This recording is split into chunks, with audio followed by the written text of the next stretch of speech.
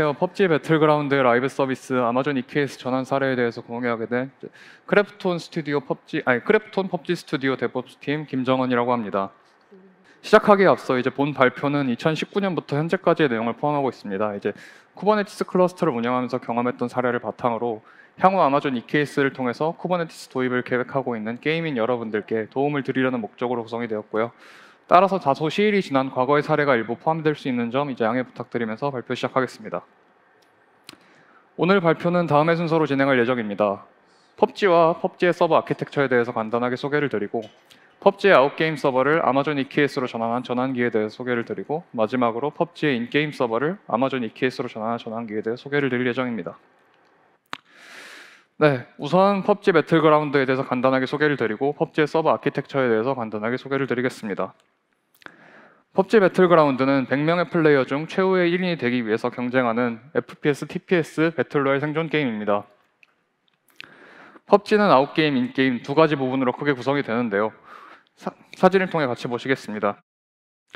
아웃게임 로비 환경에서는 인게임 진입을 위한 매치메이킹을 진행하며 플레이어의 전적 및 통계를 확인이 가능하고 상점에서 아이템들을 구입을 하고 구입한 아이템들을 이용하여 캐릭터를 꾸미는 등 게임 플레이 외적인 것을 담당합니다.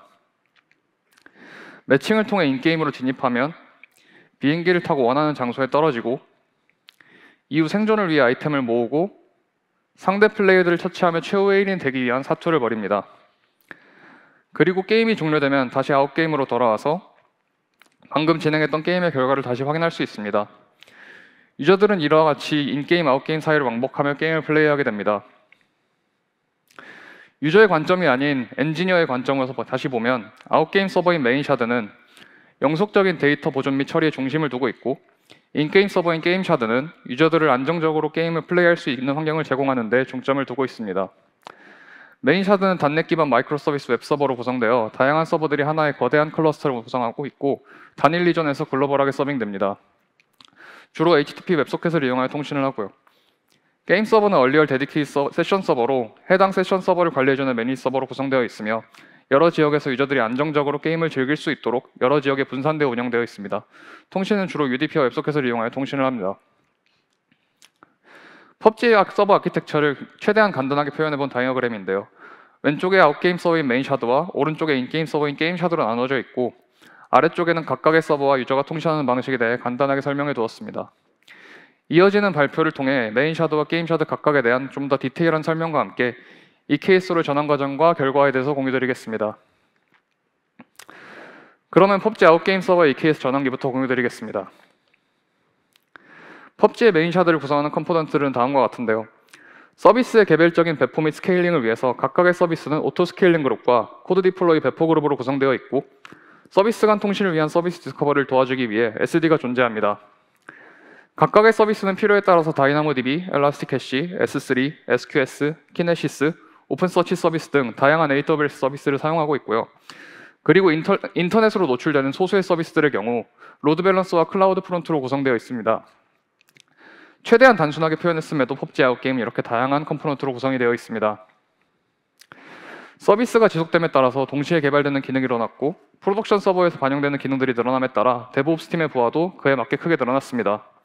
문제가 되는 부분들을 좀 더 세부적으로 짚어보면 이렇게 세 부분 우선 서비스별로 오토 스케일링 그룹과 코드 디플로이로 구성되어 있으며 단순하게 서비스로만 구성되는 경우 인프라 작업에 테라폼 작업이 필요했다는 부분과 신규 개발 피처가 늘어나면서 QA 환경 노고도 늘어났고 신규 QA 환경 구성에 데브옵스 팀이 도움이 필요해서 신규 QA 환경 구성에 대한 데브옵스 팀의 부하가 늘어났다는 부분 그리고 마지막으로 펍지의 메인샤드, 게임샤드 이외의 서버인 운영 툴, CS 툴, 모니터링 툴 등 다양한 도구들을 배포 관리해야 됐고 당시에는 ECS를 통해서 케이스 바이 케이스로 대응을 했었지만 관리해야 되는 도구들이 늘어나면서 좀 더 표준화된 배포 관리 방법이 필요했습니다. 결과적으로 인프라 작업에 필요한 데브옵스 팀의 작업을 없애거나 최소화하기 위한 방법이 필요했고 쿠버네티스 도입을 결정하게 되었습니다.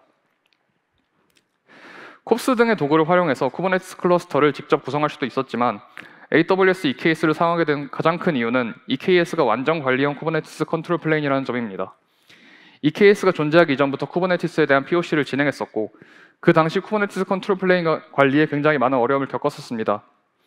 하지만 EKS가 출시되고 사용되기 시작한 시점부터 컨트롤 플레인에 대한 번거로운 운영 관리 작업에 대한 부하를 덜 수 있어서 팀에 큰 도움이 되었습니다.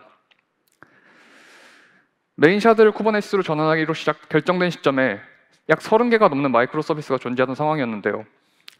쿠버네티스에 대한 프로덕션 안정성이 제대로 검증된 상황이 아니었기 때문에 문제가 있는 경우 롤백이 가능하도록 하여 해당 서비스를 점진적으로 전환해야 되는 상황이었습니다. 각각의 마이크로 서비스에 대해서 점진적으로 트래픽을 전환할 수 있는 방법이 필요했는데 다행히 펍지에서 사용하던 서비스 디스커버리 기능으로 인해서 이 부분은 비교적 쉽게 해결이 되었습니다. 완전히 쿠버네티스로 전환된 지금에는 쿠버네티스 서비스의 DNS 레코드를 이용해서 서비스 디스커버리를 진행하지만 과거 EC2를 사용하던 시절에는 SED를 이용해서 서비스 디스커버리를 진행했었습니다. 먼저 메인 샤드를 구성하는 모든 서비스의 호스트들이 서비스 이름, 서버의 IP 포트 등 자기 자신의 위치 메타데이터를 SED에 동기화합니다.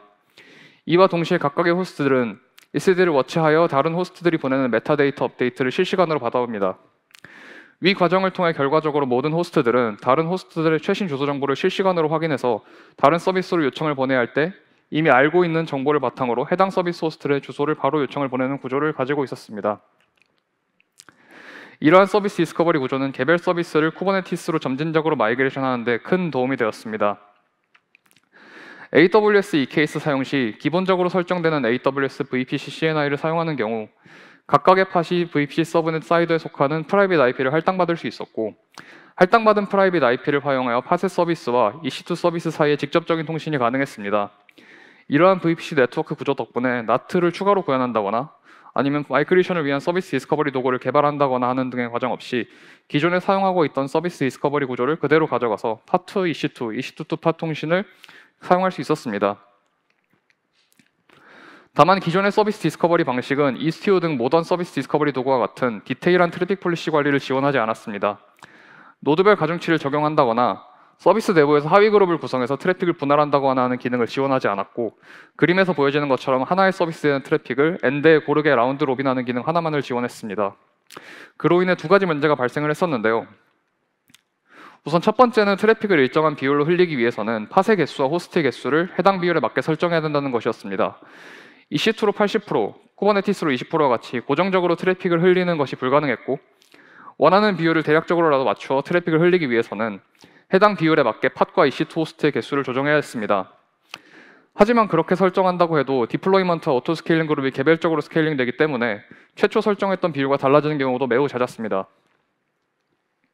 그리고 두 번째는 쿠버네티스 팟 크기를 EC2 노드 사이즈와 유사한 크기로 설정했어야 한다는 것입니다. EC2의 경우 서비스별로 2x 라지에서 8x 라지 크기의 노드를 사용을 했는데요. CPU 코어로 환산을 하면 8코어에서 32코어 정도의 크기가 됩니다. 쿠버네티스 워커 노드를 C5 9x 라지 머신을 주로 사용을 했는데요. 8x 라지 팟이 들어가는 경우에는 노드 하나에 서비스 팟 단 하나만 들어가는 경우가 되기도 했습니다. 쿠버네티스로 완전히 전환한 이후에는 서비스별로 피크 시간 기준 30대에서 80대 정도의 팟이 뜨는 수준으로 리소스를 조정해서 사용하고 있지만 이 당시에는 그렇게 사용을 하지 못하고 어찌 보면 과도한 크기의 팟을 사용할 수밖에 없었습니다. 두 문제 모두 어찌 보면 마이그레이션 과정 중 있었던 사소한 이슈일 수 있지만 좀 더 디테일한 트래픽 폴리시 설정이 가능했었더라면 좀 더 안정적인 테스트와 점진적인 마이그레이션이 가능하지 않았을까 하는 아쉬움이 남습니다. 내부적으로 통신하는 마이크로 서비스들과 다르게 인터넷을 통해 직접적으로 노출되는 서비스들의 경우 개별적인 IP가 아닌 싱글 엔트리 포인트를 통해 노출되는 형태를 가집니다. 펍지의 아웃게임 서버는 웹 기반이기 때문에 유저들과 직접적으로 통신하는 서비스들의 경우 그림과 같이 클라우드 프론트와 애플리케이션 로드 밸런서를 통해 사용하는 전형적인 웹 서비스의 구조를 가지고 있었습니다. 클라우드 프론트를 이용한 가속을 그대로 유지하면서 점진적인 마이그레이션을 위해 EC2 오토 스케일링 그룹에 연결된 로드 밸런서와 쿠버네티스 인그레이스에 의해 관리되는 로드 밸런서 각각의 부하를 분산해야 되는 상황이었고 그리고 추가적인 요구 조건으로는 기존의 구조와 기존의 클라이언트 코드를 가능한 한 변경하지 않고 트래픽을 관리할 수 있는 방법을 찾고 싶었습니다.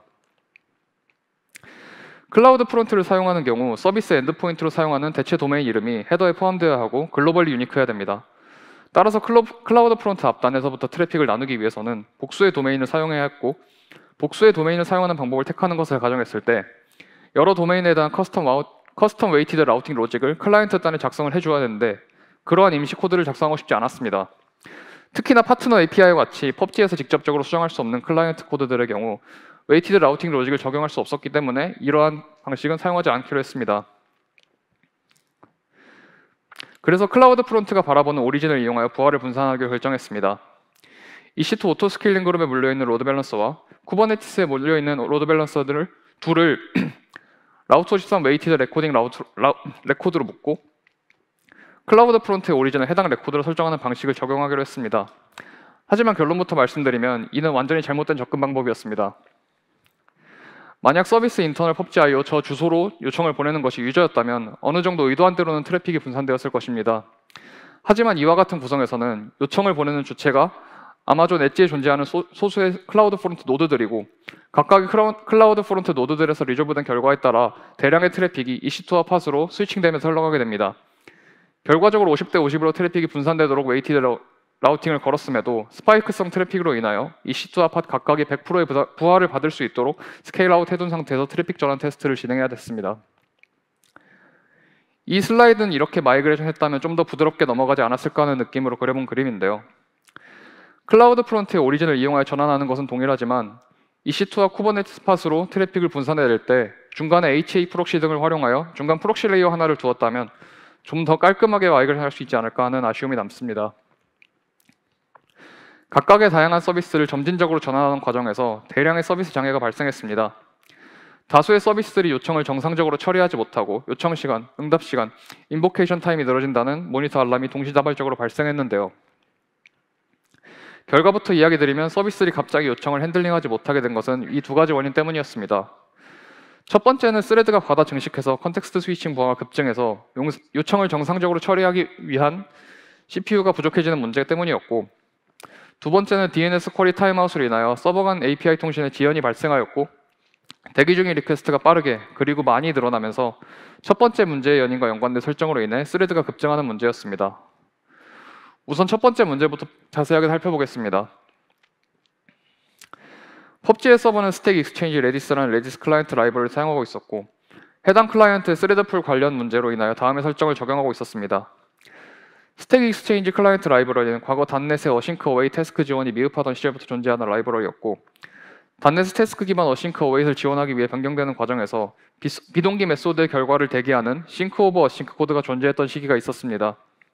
싱크 오버 어싱크를 사용하는 경우 어싱크 메소드 결과를 대기할 때까지 스레드를 반환하지 않기 때문에 닷넷 태스크 풀이 쉽게 고갈됩니다. EC2를 사용하던 시절 이와 같이 스레드 풀이 고갈되는 현상을 우회하기 위해서 스레드풀이 스레드를 어찌하면 과도하게 생성해서 사용할 수 있는 적용을 해둔 상태였습니다.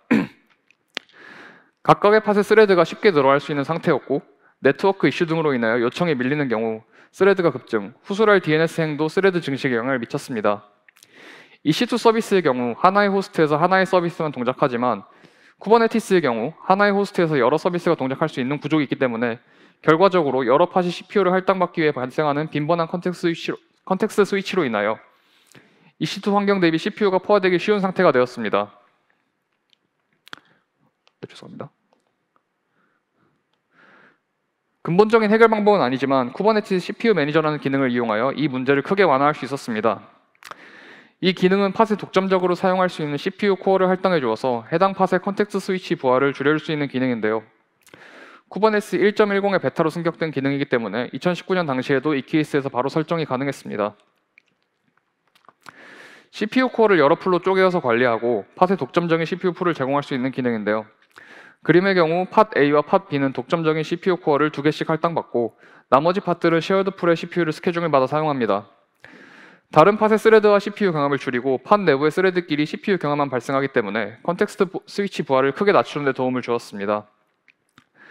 그리고 추가로 독점적으로 CPU를 할당받은 팟에서 발생한 부하가 다른 CPU 풀을 사용하는 팟에 미치는 영향도 크게 줄어들어 CPU 스파이크가 발생하는 경우도 쉽게 문제를 해결할 수 있게 도와주었습니다. 팟의 독점적인 CPU를 할당하기 위해서는 적절한 리소스를 설정해 주어야 하는데요. 팟에 어떤 식으로 리소스를 할당하는지에 따라 다음에 세 가지 QoS 클래스가 존재합니다. 팟에 아무런 리소스 설정을 하지 않는 경우 베스트 포트 클래스가 할당되며 적어도 하나의 컨테이너의 CPU 또는 메모리에 리퀘스트 또는 리밋이 할당되어 있는 경우 버스터블 클래스가 적용되고 팟의 모든 컨테이너의 CPU 메모리에 리퀘스트 리밋이 설정되어 있고 리퀘스트 값과 리밋 값이 모두 같은 경우 개런티드 클래스가 할당됩니다. 개런티드 팟인 경우에만 독점 CPU를 할당할 수 있고 개런티드 팟인 경우엔 독점 CPU를 할당할 수 있게 됩니다. 컨텍스트 스위치에 대한 보안은 CPU 매니저를 통해 크게 완화할 수 있었고, 이어서 DNS 쿼리 행 이슈에 대해 살펴보겠습니다. 두 번째 원인이던 DNS 쿼리 행의 경우 최초 알람 및 로그를 통해 문제를 인지했을 때는 간헐적으로 발생하는 네트워크 타임아웃으로 확인을 했으나 이후 트러블 슈팅을 통해 DNS 쿼리 과정에서 발생하는 타임아웃이 근본적인 원인임을 확인했습니다. 오른쪽의 경우 정상적으로 DNS 쿼리가 이루어진 결과이고 왼쪽의 경우 DNS 쿼리 타임아웃이 발생한 결과입니다. DNS 쿼리 타임아웃 관련하여 원인 파악을 진행하였고 결과적으로 타임아웃이 발생했던 이유는 DNS 쿼리 패킷이 레이트 리밋을 초과해 버려졌기 때문이었습니다. 쿠버네티스에서 관리하는 DNS 레코드가 아닌 모든 레코드에 대한 쿼리 요청은 업스트림 DNS 서버인 AWS VPC DNS 서버로 쿼리됩니다. AWS VPC DNS는 ENI당 1000개의 쿼리를 제한하며 그 값을 초과하는 쿼리의 경우 별다른 응답을 하지 않고 드랍하게 됩니다. 그리고 그렇게 드랍된 패킷은 타임아웃으로 결과적으로 처리됩니다. DNS 쿼리를 최적화하기 위해 다음에 몇 가지 설정 작업을 진행했는데요. 설정 값에 대해서 이야기하기 전에 쿠버네티스의 리졸브 컴프에 대해서 간단하게 짚고 넘어가겠습니다. 이 값은 쿠버네티스 내부 팟에서 기본적으로 설정되는 리졸브 컴프 값인데요. 네임 서버는 쿠버네티스 DNS 서비스 IP로 설정되며 서치는 n.닷 미만의 닷을 포함하는 DNS 레코드 쿼리에 대해서 우선적으로 먼저 붙여 쿼리해보는 서피스 값들입니다. 그리고 그 n.는 기본적으로 5로 설정되어 있어 다시 5개 미만인 도메인 쿼리의 경우 서치가 붙는 불필요한 쿼리가 추가적으로 발생합니다. 다음은 기본 리졸브 컴프 설정 값을 가진 디폴트 네임스페이스에서 AWS 아마존.com을 쿼리했을 때의 상황입니다. 서치와 n.에 의해 이렇게 불필요한 3번의 쿼리가 발생하고 n.를 조정해서 이러한 불필요한 쿼리가 발생하지 않도록 최적화할 수 있습니다. 한편 n.와 서치로 인해서 위 그림처럼 네임스페이스를 활용하여 네트워크를 쉽게 정리할 수 있는데요. 디벨롭 릴리즈 네임스페이스에 레디스란 이름의 동일한 서비스가 존재할 때 각각의 네임스페이스에서 레디스로 요청을 보내는 경우 레디스 뒤에 네임스페이스 서비스 클러스터 로컬이 붙여 쿼리되기 때문에 각각의 네임스페이스에 존재하는 서비스에 요청을 보낼 수 있습니다. 그리고 네임스페이스 외부에서도 서비스 네임스페이스 쿼리 시 서비스 네임스페이스 서비스 클러스터 로컬 쿼리가 발생해서 번거롭게 서비스 클러스터 로컬을 포함한 레코드를 사용하지 않아도 됩니다. 보통 쿠버네티스 내부 서비스에 요청을 보낼 때 사용하는 DNS 레코드를 서비스 네임 또는 서비스 네임 네임스페이스 형태로 사용하기 때문에 n.2 설정이 많이 권장됩니다. n.2 설정을 통해 불필요한 DNS 쿼리를 줄이기는 했지만 팟이 늘어나게 되면 그에 비례해 정상적인 DNS 요청도 늘어나게 됩니다. 코어 DNS 오토스케일러를 추가로 세팅해서 노드와 팟 개수에 비례하여 코어 DNS 레플리카가 조정되도록 세팅했습니다. 그리고 팟 안티 어피니티를 활용해서 하나의 노드에서 둘 이상의 코어 DNS가 뜨지 못하도록 보장했습니다. 코어 DNS의 캐시 설정을 추가해서 동일한 레코드의 한 길이가 AWS VPC DNS 서버로 올라가지 않도록 설정했습니다. 이 케이스 생성 시 기본적으로 캐시 설정은 걸려있지만 다양한 레코드에 대한 쿼리가 발생하는 경우 기본 캐시 엔트리로는 충분하지 않을 수 있습니다. 만약 기본 설정으로 부족하여 추가로 늘려야 하는 경우에는 기본적으로 걸려있는 CPU 리밋에 의해 코어 DNS 팟이 OM킬 될 수 있기 때문에 주의해야 합니다. 프리패치를 통해서 자주 쿼리하는 레코드를 미리 캐시할 수도 있습니다. 이러한 우여곡절을 겪으며 메인샤드를 성공적으로 쿠버네티스로 마이그레이션했고 그 결과 QA 인프라와 프로덕션 인프라 관리 부담을 매우 큰 폭으로 개선할 수 있었습니다. 과거 쿠버네티스를 사용하기 이전에는 QA 환경 세트를 테라폼을 이용해서 관리했는데요. 만약 신규 QA 환경을 새로 생성해야 하는 경우에는 데브옵스 엔지니어가 테라폼 코드를 복사해서 새로운 환경을 위한 테라폼 코드를 작성한 뒤 테라폼 어플라이를 진행했습니다. 심지어 당시에는 테라폼 클라우드나 젠킨스, 깃랩 CI, 깃허브 액션과 같이 리모트 환경에서 테라폼 플랜 및 어플라이를 할 수 있는 구성도 제대로 세팅되어 있지 않았기 때문에 데브옵스 엔지니어의 로컬 PC에서 플랜 어플라이를 진행을 해야 했습니다. 그리고 QA 환경 테라폼 구성도 프로덕션만큼은 아니지만 꽤나 복잡했기 때문에 생성되는 데 20에서 30분가량이 소모되었습니다. 하지만 쿠버네티스 전환 이후에는 데브옵스의 도움 없이 누구나 QA 환경을 생성하고 테스트할 수 있게 되었습니다. 브로야말 빌더라는 QA 환경에 필요한 야말을 조건에 따라서 빌드하고 배포해주는 웹 UI 기반의 도구를 만들었고 해당 도구를 통해 QA, PM, 디자이너, 개발자, 기획자 등등 그 원하는 누구나 본인만의 QA 환경을 생성하고 삭제할 수 있게 되었습니다. 네임스페이스를 기준으로 환경이 격리되어 있으며 클러스터 외부에서 접근할 수 있도록 도메인과 인그레스 경로가 자동으로 생성되며 DB 캐시 q 등도 쿠버네티스 야말에 의해 생성되고 관리됩니다. QA 환경에서 사용되는 DB 캐시의 경우 네임스페이스 내부의 스테이트풀 셋으로 띄워 관리하고 있습니다. 거의 대부분의 워크로드가 쿠버네티스 클러스터 내부에 팟 형태로 동작하기 때문에 배포 직후 약 1, 2분 이내에 거의 정상 동작을 시작하고 도메인 레코드가 생성되고 전파되는 데 걸리는 시간 약 5분 정도면 QA 환경을 바로 사용할 수 있습니다.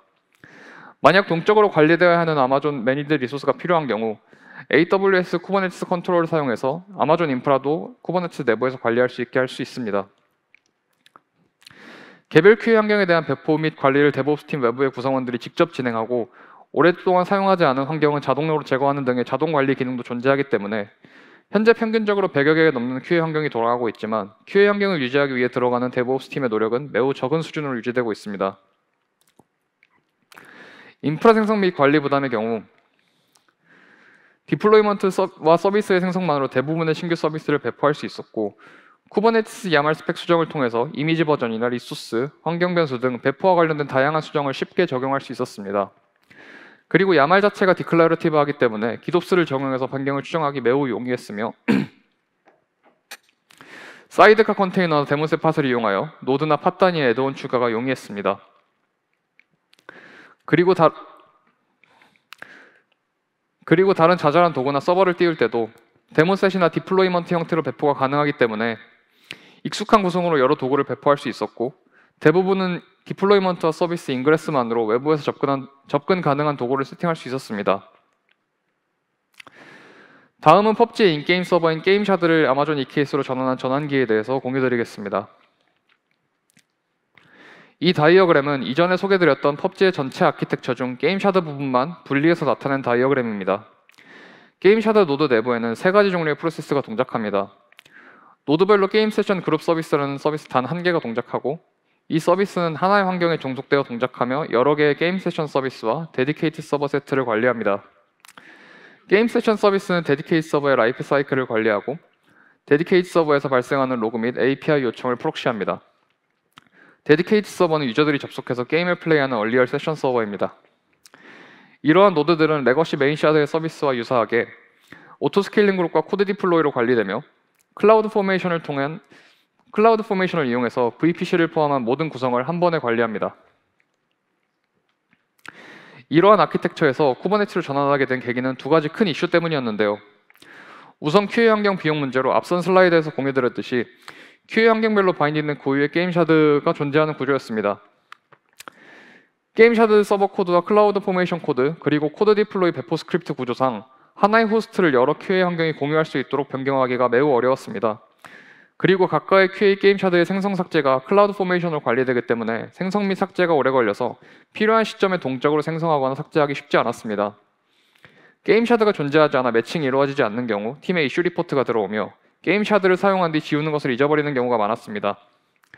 그리고 2번째 이유로는 클라우드 포메이션을 이용한 인프라 관리 그 자체에 있었습니다. 클라우드 포메이션을 통해 동적으로 AWS 인프라 세트를 생성하고 삭제할 수 있는 점은 굉장히 편리했지만 클라우드 포메이션 스택의 구성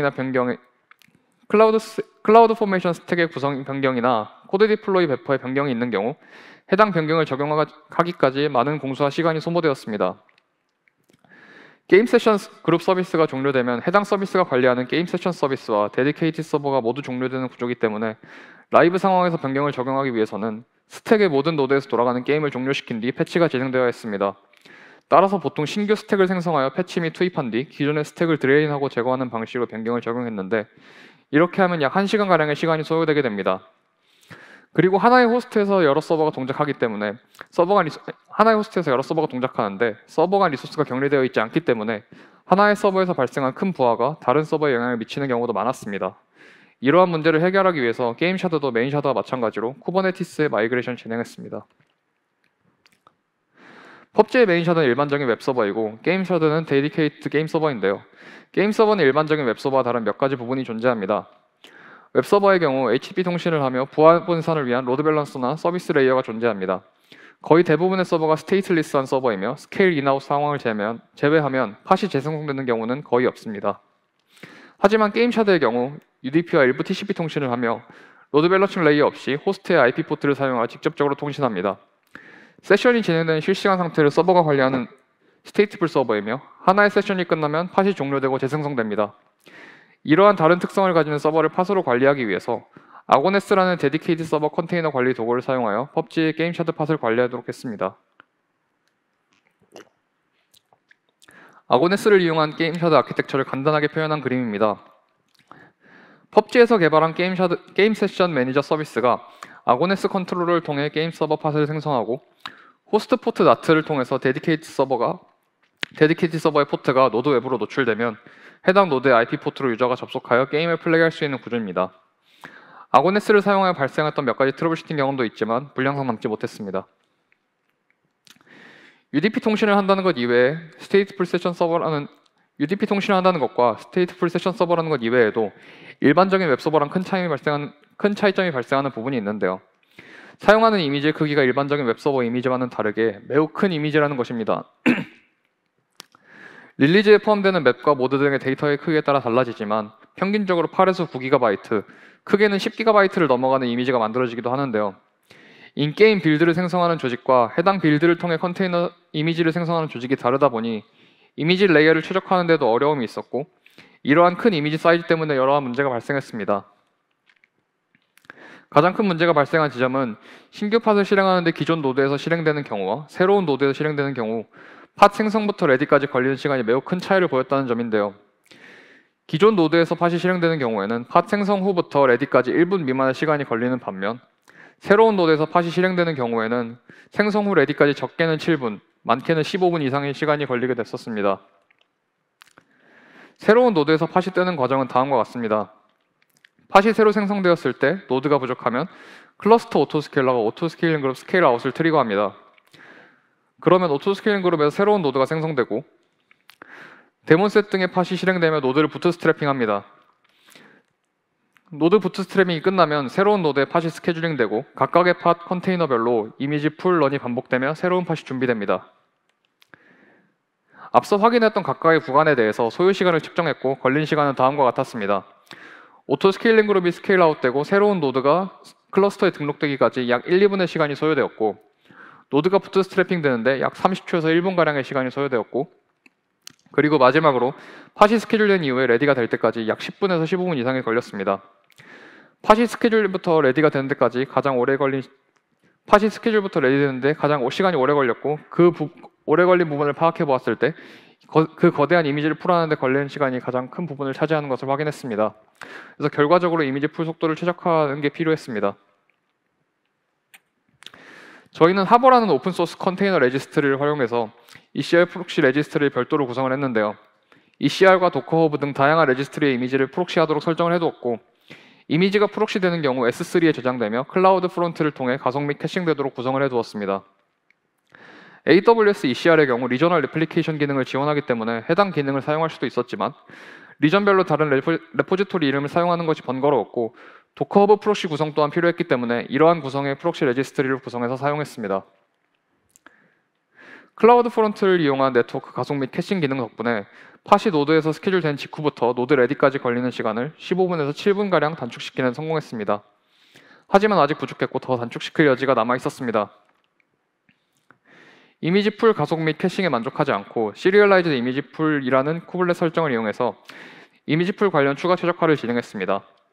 시리얼라이즈드 이미지 풀은 쿠벨렛이 여러 컨테이너 이미지를 풀할 때 순차적으로 풀을 할지 말지 결정하는 플래그입니다. 만약 모든 이미지를 새로 당겨야 하는 상황이라면 이미지 풀이 직렬화되는 것은 컨테이너의 실행도 직렬화되는 것을 의미합니다.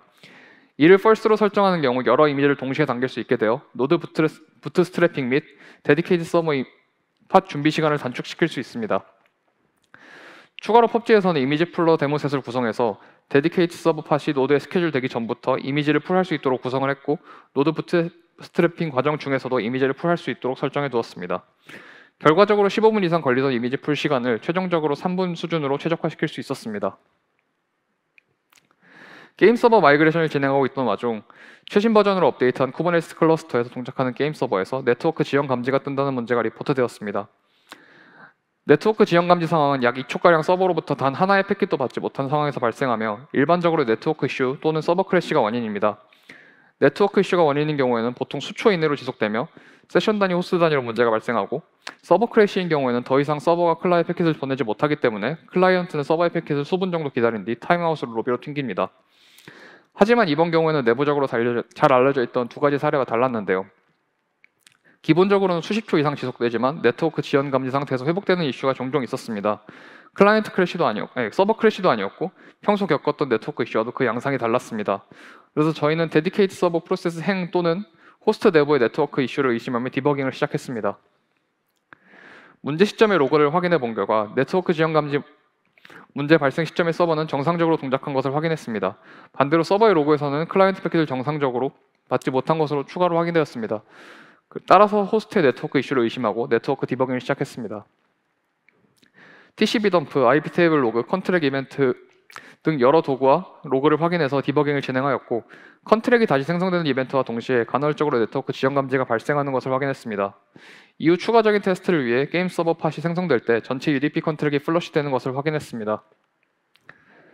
상황에 대한 이해를 돕기 위해 우선 UDP 컨트랙이 무엇인지 간단하게 설명하고 넘어가겠습니다. 최대한 간단하게 설명을 드리면 UDP 컨트랙은 트래픽의 빠른 나트를 위해서 나트 규칙을 포함하여 기록된 UDP 커넥션 정보입니다. 여기 그림에서 보여지는 것처럼 호스트 IP 포트로 들어온 트래픽이 팟 IP 포트로 나트되는 이러한 커넥션 정보가 기록된 테이블이라고 이해해 주시면 됩니다. 서버에서 클라이언트로, 클라이언트에서 서버로의 트래픽이 동시에 흐르고 있는 상황에서 컨트랙이 재생되는 경우 원래대로라면 위쪽 컨트랙과 같이 하나의 컨트랙으로 등록되어야 하지만 간헐적으로 두 언리플라이드 컨트랙으로 갈라져 테이블에 등록되는 경우가 발생했습니다. 아래와 같이 컨트랙이 분리되는 경우 서버 투 클라이언트 패킷과 클라이언트 투 서버 패킷 모두 포트가 꼬여버리기 때문에 결과적으로 각각의 패킷이 상대 측에 도달하지 못하고 유실되어 버립니다. 이렇게 잘못 컨트랙이 생성되어 트래픽이 유실된 경우 네트워크 지연 감지가 발생했던 것이고, 지속적으로 컨트랙이 플러시되는 과정에서 정상적인 컨트랙이 생성되는 경우 네트워크 이슈가 회복되는 모습을 보였던 것입니다. 그래서 대체 누가 컨트랙을 플러시하는지 확인해 보았는데요. 팟의 포트를 호스트 나트 해주는 도구인 팟의 포트를 호스트의 포트로 나트해주는 나트로를 관리하는 도구인 CNI의 포트 매핑 플러그인이 그 범인이었습니다.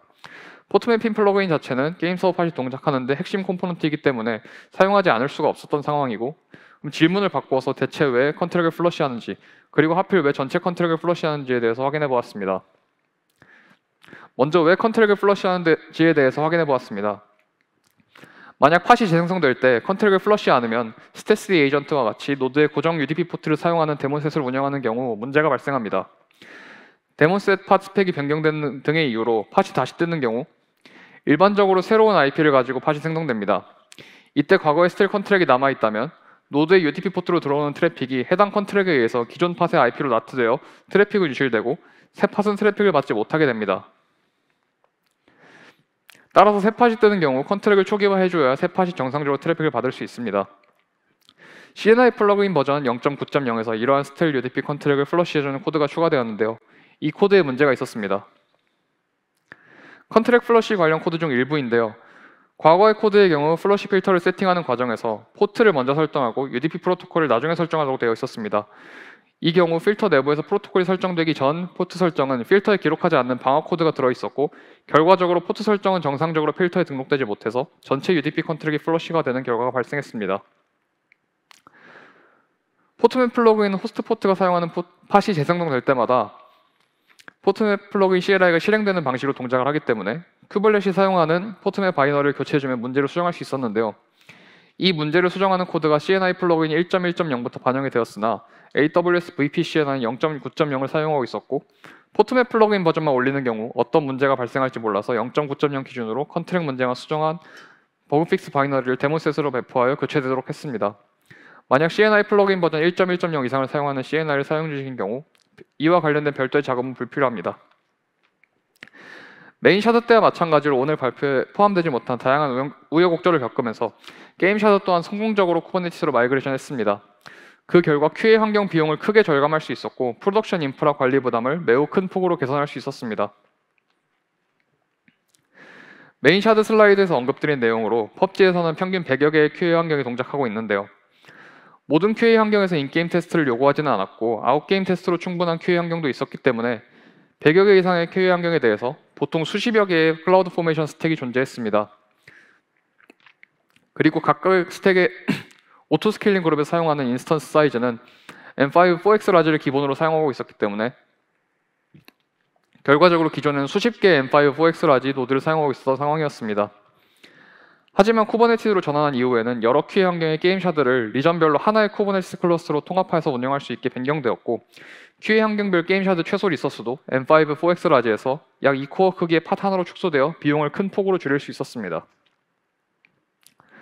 프로덕션 배포의 경우 기존 구조에서는 변경을 적용하기 위해 약 1시간 정도의 작업이 필요했던 것에 반해 쿠버네티스 전환 이후에는 기존에 진행했던 게임의 정상 종료를 보장하면서 대기 중이던 팟을 롤링 업데이트하는 방식으로 업데이트가 진행되기 때문에 변경 내용을 거의 실시간으로 적용할 수 있었습니다.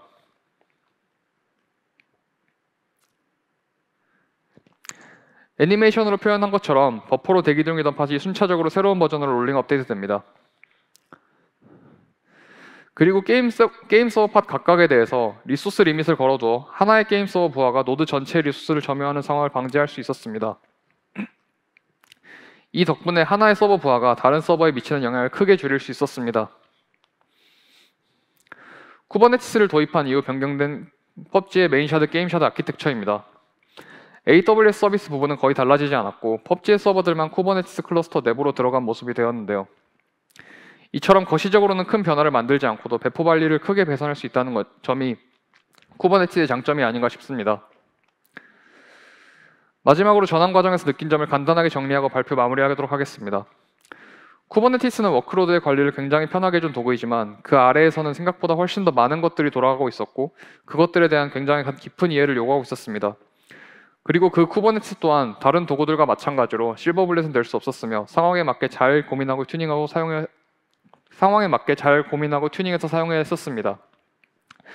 마지막으로 매니드 쿠버네티스 서비스인 EKS를 사용했기 때문에 많은 우여곡절을 겪는 과정 중에서도 컨트롤 플레인에 대한 관리나 장애 대응을 하지 않을 수 있어서 많은 부담을 덜 수 있었다고 생각합니다.